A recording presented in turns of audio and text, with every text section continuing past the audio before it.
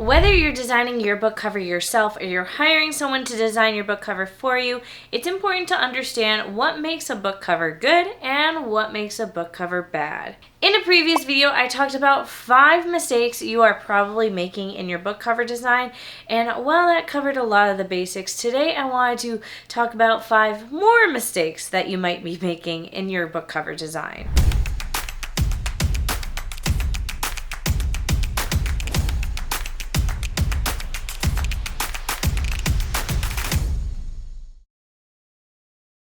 Hello everyone, my name is Mandy. I'm an author, the creator of the Book Launch Planner series, and I also have courses on book cover design and book formatting.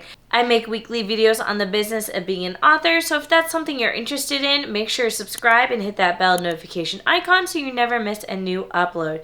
You can also join as a YouTube member to get early access to videos as well as behind the scenes content. So if you plan on DIYing your book covers, designing them yourself, I highly recommend that you not only watch this video, but watch my entire playlist of book cover design videos, as well as my courses on book cover design. I actually have 3 courses. You can buy them separately or as a book bundle. The first course is a course just on Photoshop. The second course is a course on typography. So if you hire an illustrator to illustrate your cover, but you still need to add in the typography, that's what that course is for. And the third course is a course teaching you how to design a book cover from scratch, aka taking stock photos and turning them into a beautiful finished book cover. The courses build upon themselves, which is why I recommend getting it as a bundle, or you can pick and choose based on your skill set and your needs. With that said, let's talk about the mistakes that you might be making in your book cover design. Mistake number 1 is that you are trying to use your book cover to recreate a scene. Now, I know as authors, it's really fun for us to see a scene from our book in a digital image, but I firmly believe that 9 times out of 10, the place for that is in cover art and not in cover design. And the reason for this is because your book cover is a marketing tool. And when it comes to marketing, the vast majority of people are not going to care about the scene on your book cover. They will care after they read the book, but not before they read the book. And your book cover is their first impression of the book. And the reason why I say don't have a scene, because I still think there's times that you can have a scene on your book cover, but most of the time when I was a designer working with clients to design book covers and the client wanted a scene, they were ultra specific about all the details. And at the end of the day, readers don't care about the little details when it comes to book cover design.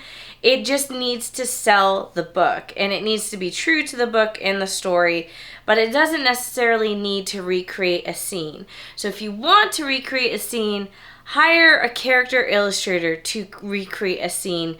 Don't worry about it during the cover design process. At the end of the day, the whole point of your book cover is to sell the book itself. It's a marketing tool. It is something that's really fun for us authors, but that fun part is just an added bonus. It's not the focus. Like, just making a fun, beautiful cover is not the focus. The focus is selling your book. And like I said, that's not to say you can never have a scene on your book cover. In fact, the book cover for Sparks in Iceland happens to be a scene from the book. However, the scene also just happened to fit for the book cover and for the genre. That's what needs to come first, is what genre expectations are and what will sell the book. That needs to come first. If you find a scene that happens to work, then you can go with it, but make sure that selling the book is your priority. Let me know how you feel about having scenes on your book cover in the comments down below. I'm curious everyone else's thoughts, because like I said, I do think it really depends on the genre of the book as well as what scene you're trying to recreate. But I found 9 times out of 10 when I had a client that wanted to recreate a scene for a book cover, it came to a point where recreating the scene was more important than just selling the book using the cover. Mistake number 2, you don't do the thumbnail test. Now, what is the thumbnail test? This is just keeping in mind that when we're selling our book, we're selling the book probably mostly online. Of course, we do have goals to sell our books in stores, but as indie authors, a lot of our sales come online. And when you buy a book online, you're seeing it only as a small thumbnail when you see a book cover. So make sure when you have your cover, you zoom way out and you look at it. And at just a first glance, you should be able to know exactly what genre the book is.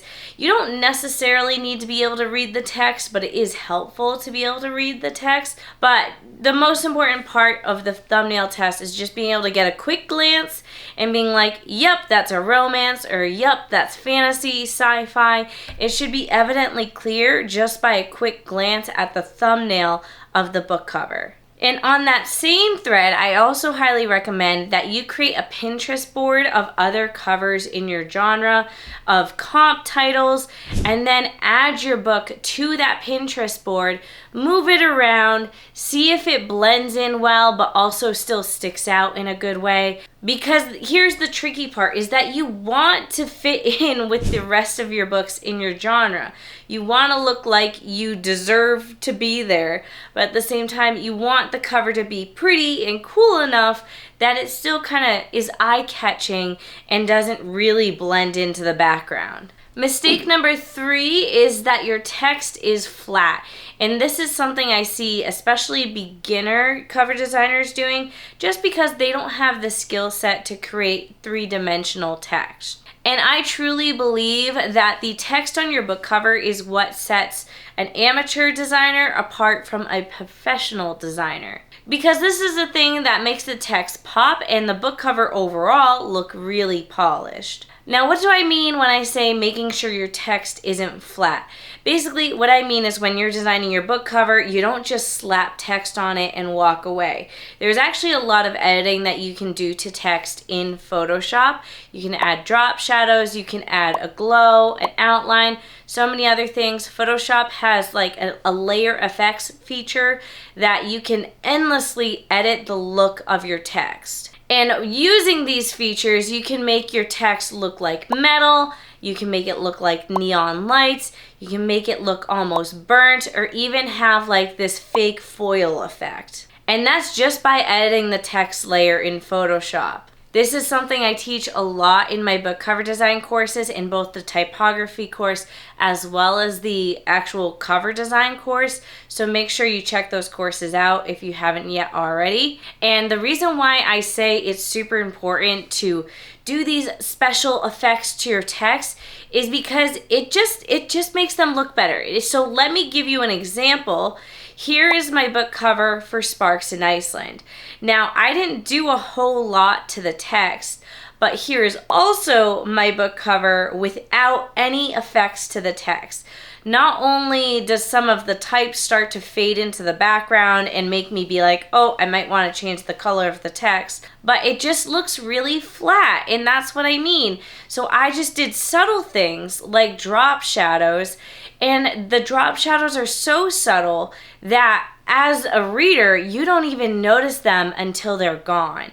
And that's really the way you want to design your text, is that you're adding all these effects, and when a random person just looks at it, they just think it looks really cool. They don't necessarily think to themselves, oh, this person added a drop shadow, or oh, this person added an outline. If you look at a book cover and you can be like, oh, they added an outline to their text, that means they probably added it in a really amateur way. So there is a right and a wrong way to create these different effects, but that's why practice makes perfect. Mistake number 4 you may be making is your color palette. And basically when it comes to your color palette, you just want to ask yourself a couple different questions. Does the color palette fit your genre? Do the colors work together? Are there too many colors, so it's not really a color palette so much as just a big rainbow? Or is it not enough color? Is there not enough contrast in the colors so it looks really flat? Color in your book covers can be a very powerful thing,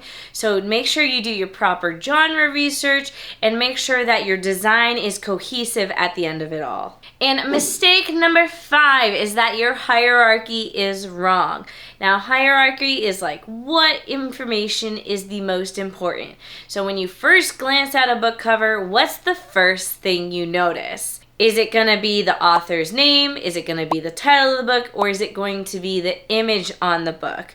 Now, the only time the author's name should be the first thing that you notice is typically for big best-selling authors, like Stephen King, for example. If you look at all of his book covers, his name is big and bold. There's a lot of authors that do that. Because let's face it, the reason why people are buying the book is because it's by Stephen King. It doesn't really matter what he writes. If they're a fan of Stephen King, they're gonna buy it. Most other covers tend to have a hierarchy of the title being the most important or the image being the most important. It's pretty 50-50, or sometimes it's even pretty equal in terms of hierarchy. A lot of book covers will make the focus the image because they're kind of sort of giving a mood for the book and giving you the vibes and giving you an idea of what the general story is going to be. And a lot of those examples also tend to be character-based book covers because sometimes it can help a reader identify with the book if they see the character on the book cover. Or sometimes character book covers are just what's trending and what sells well.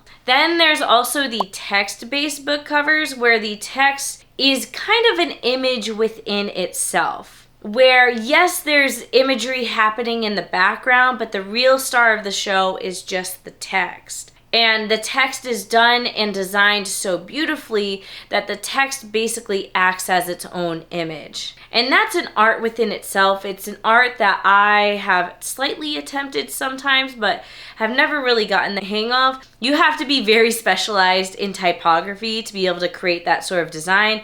But my goodness, is it always just so stunning when it's done. So when you do a text-based book cover like this, you have to make sure that the title of your book is really strong because you don't have any other imagery that's really gonna help sell the book cover. The title of the book really has to tell the story.